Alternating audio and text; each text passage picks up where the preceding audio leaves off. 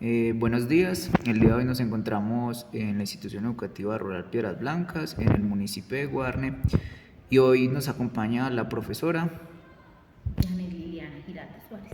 Bueno, el día de hoy pues ella nos va a responder unas preguntas acerca de los DBA y los estándares y la planeación en la institución.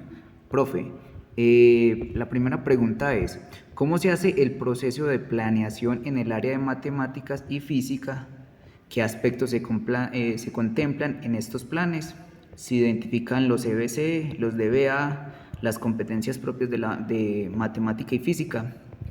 Bueno, entonces voy a hablar del deber ser y de lo que tenemos en nuestra institución. En nuestra institución hace años trabajamos con un programa de la Gobernación de Antioquia que nos orientó la construcción de las mallas curriculares y los microcurrículos en las instituciones educativas que tenían media académica, que es precisamente pues, donde está la física como tal, aunque se dé desde sexto hasta noveno, dentro de lo que llamamos ciencias naturales.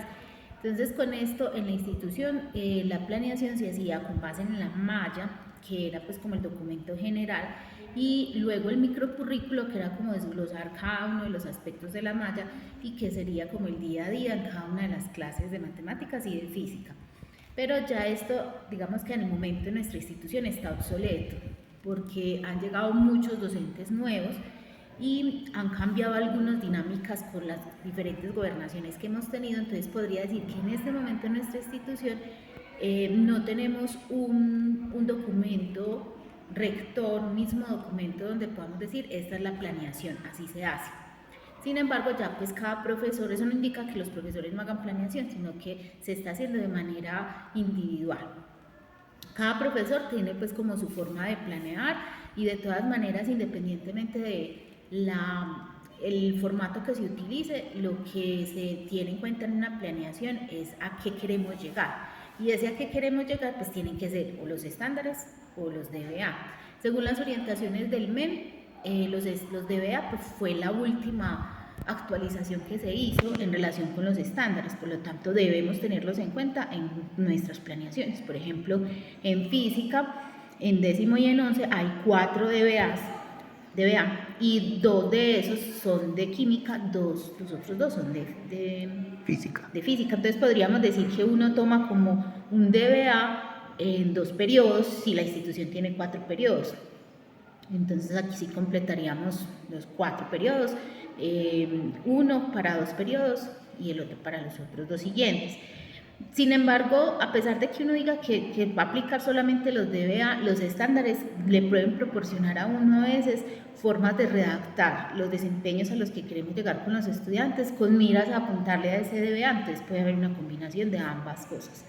Y pues todo depende también de qué se había puesto en la malla institucional. Eso pues en física. Y en matemáticas pues sí tenemos más gama, o sea, más material. Trabajamos con las evidencias de aprendizaje, pero siempre y cuando teniendo en cuenta como lo que hacemos realmente en la institución, nuestros estudiantes. Entonces muchas veces uno como profesor, en mi caso que soy la única profesora de matemáticas y la única de física, llevando como el historial de mis estudiantes, de qué vamos avanzando en cada uno de los grados, que no he podido desarrollar con ellos, que debo de acentuar en cada uno de los periodos, muchas veces no corresponden exactamente al DBA del grado en el que están. Entonces a veces hay que remitirnos a otros DBA de años anteriores, y esto, por ejemplo, esa flexibilidad tan amplia surge de la pandemia, por ejemplo, donde nos tocó retroceder en muchos de los procesos, y pues creo que eso quedó ahí como evidencia de que eso se puede hacer, ya si esté bien o mal. Ya es otro cuento. Sí, pero igual es pues como tener en cuenta que hay una cierta linealidad, que no es camisa de fuerza, sino que sí permite llevar un control de lo que se sabe, de lo que no se sabe y de los conocimientos previos antes de comenzar los siguientes temáticas.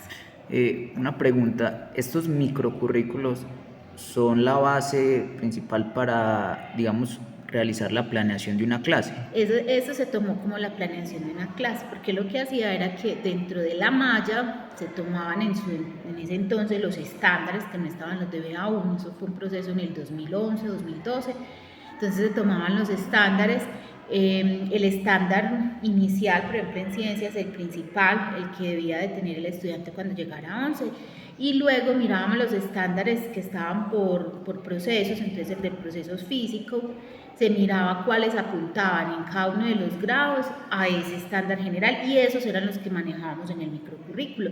Y ya de acuerdo al estándar, entonces ya se hacía la planeación, es decir, para este estándar, qué tipo de actividades tengo que desarrollar en el aula. Entonces ahí lo que estábamos tratando era trascender esa mirada que teníamos de la planeación como un suceso de temas. Entonces no es el tema como tal, sino qué tipo de actividades, qué tipo de estrategias, qué tipo de evaluación me tengo que pensar y tengo que asumir cuando voy a desarrollar cierto tipo de competencias con mis estudiantes en relación con física o en relación con matemáticas.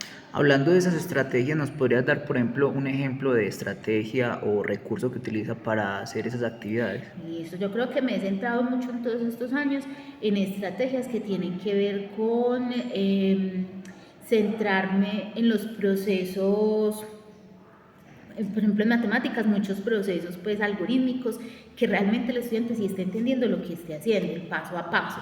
Entonces, aunque en algunos libros de texto uno los pueda asumir como una guía, no necesariamente que sea el que digamos como el más importante del proceso, no una guía donde yo puedo sacar algún tipo de ejercicio para poder ejemplificar en el aula de clase un tema, aparecen a veces como una serie de pasos.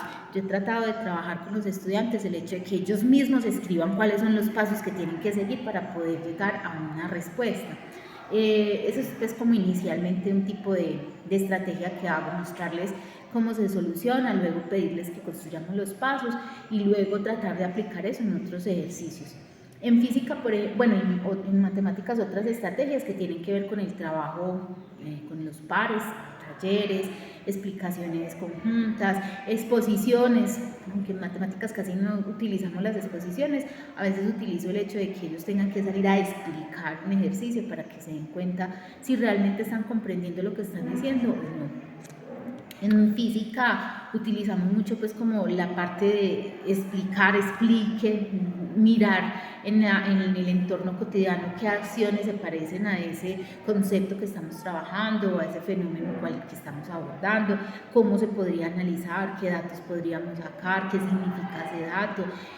Trabajar mucho en la cuestión del error, o sea, que el error en matemáticas y en física no es algo malo, sino que el error lo que nos da cuenta es de que ese concepto de exactitud difiere mucho de la realidad, pero que lo utilizamos modelando situaciones a algo que nos puede proporcionar un dato y que ese dato nos puede proporcionar la construcción de otro tipo de aparatos y de aplicaciones que sí las tenemos en la vida diaria, pero que consideren que ese error no es malo, sino que hace parte de todo ese proceso.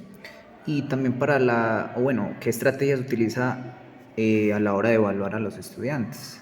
Bueno, ahí yo creo que entre el discurso y lo que se hace muchas veces tenemos muchas diferencias. Entonces, usualmente utilizamos un discurso que ya hemos venido trabajando mucho, en el que nos dicen que la evaluación es un proceso constante y que es un proceso también que apunta al aprendizaje de los estudiantes. No es un proceso o no es un resultado de si aprendió o no aprendió. Debe considerarse como proceso, en tanto que el estudiante puede llegar o no llegar a una meta, pero puede haber tenido todo un camino que da cuenta de que sí va a llegar o que está llegando y que eso es lo que hay que valorar.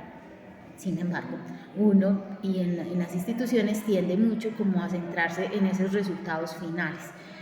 En la institución, frente a eso sí tenemos como unos procesos muy claros de refuerzo constante. Entonces, aunque la palabra refuerzo no está dentro del 1290 como que tiene que ser algo que se aplique en las instituciones, sino que lo deja como opción, nosotros lo hemos asumido como una opción, digamos, de primera medida. Entonces tenemos procesos de refuerzo cada periodo y procesos de refuerzo al finalizar todo el año. Y constantemente dentro de mi área yo estoy mencionando que para yo saber, por ejemplo, dividir tengo que restar, multiplicar y sumar, pues entonces si yo había, entre comillas, perdido, pues porque esa palabra dentro de lo que dije de la definición de evaluación no cabría, pero si yo no alcancé esos logros de suma, de resta y multiplicación, pero ya dividí bien y lo sé hacer muy bien, pues es obvio que ya ganó, sin importar qué nota numérica haya sacado antes de. Entonces es como en la institución tenemos esa concepción y así lo hemos venido trabajando. Sin embargo, creo que todavía nos falta mucho para desligarnos de ese número o de esa estratificación que hacemos de los estudiantes dependiendo de sus resultados numéricos en cada una de sus áreas. Ahí vamos. Bueno, y ya para finalizar, ¿cuáles son las principales dificultades y desafíos frente al desarrollo del currículo o microcurrículo, en este caso, de matemática y física? Bueno, yo pienso que en parte pues uno de los primeros obstáculos en los procesos de aprendizaje somos nosotros los docentes. Pese a todos los intentos que hacemos en relación con la forma en que llevamos cada una de las temáticas al aula, seguimos siendo seres humanos que en muchas ocasiones distamos mucho de los estudiantes. Hay unas problemáticas muy grandes en lo educativo y es que somos unas 2, 3 generaciones mayores que nuestros estudiantes, por lo cual decir que llegamos a ellos con las palabras apropiadas es un poco difícil.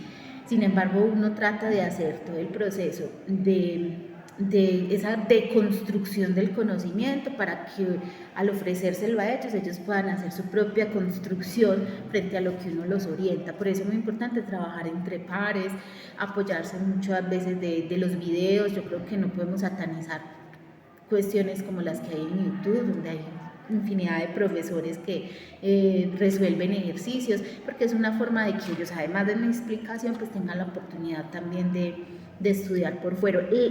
La organización de los contenidos, aunque dijimos que ya tenemos que salirnos de que el contenido no es lo importante, sino a qué queremos llegar, también es importante de todas formas saber qué contenidos conviene que sean antes que otros y de qué manera los damos a conocer, sin necesidad de centrarnos en un título que diga y que si no paso de aquí no puede entonces pasar al siguiente nivel, sino que es necesario esas bases para poder que entendamos lo que sigue en las explicaciones que vamos a dar.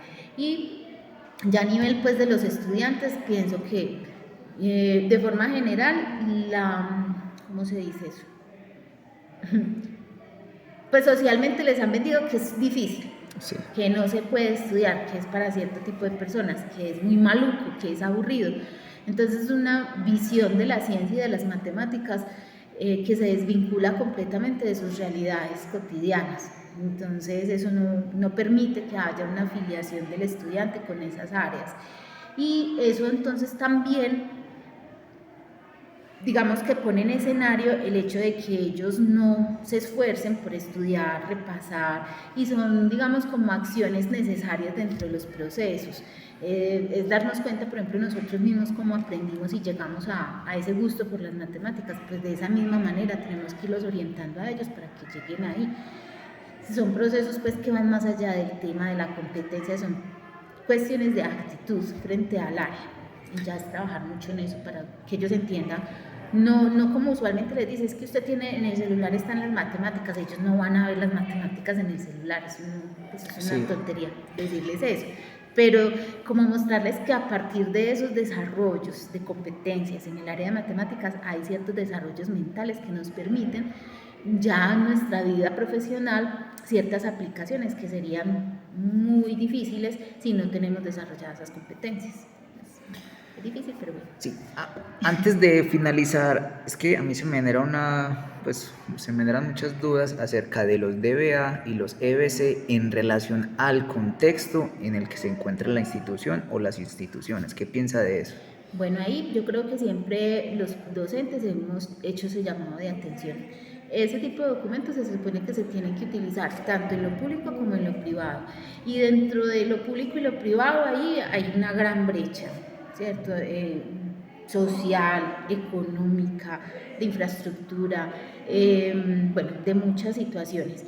Inclusive dentro de lo público hay muchas brechas, no es lo mismo los colegios en la zona urbana que los colegios en las zonas rurales, no es lo mismo los colegios de las zonas rurales apartadas que de las zonas rurales cercanas a Medellín o a las ciudades principales, y no es lo mismo la metodología que utilizamos de escuela graduada, escuela nueva, a postprimaria, que son las diferentes formas en que se da este tipo de educación en las veredas lejanas. Entonces, unas brechas inmensas, pero un mismo documento para todos. Entonces ahí empieza a haber ya, digamos, ahí un problema, ¿cierto? Y ya la cuestión es como el ingenio de nosotros como profesores para leer un DBA, para leer un estándar y decir, bueno, aquí se puede hacer esto. O yo puedo reformular, porque tampoco es camisa de fuerza. La manera como están redactados no tiene que ser la misma manera como yo los utilizo. Yo puedo hacer una redacción donde pueda variar un poco ese objetivo, ese desempeño, acomodado un poco a la realidad de mis estudiantes. Lo malo, hasta ahí está muy bien. Lo malo es que nos evalúen a todos con una prueba única que se llama Prueba Saber 11, donde no tienen en cuenta esas adaptaciones que uno hizo como docente. O sea, es en sí Lo como malo. muy estandarizada la educación. Listo, profe, muchas gracias. No sé si quieres dar algún mensaje o todo por hoy. No, que eso es difícil, pero bueno. Listo, muchas gracias.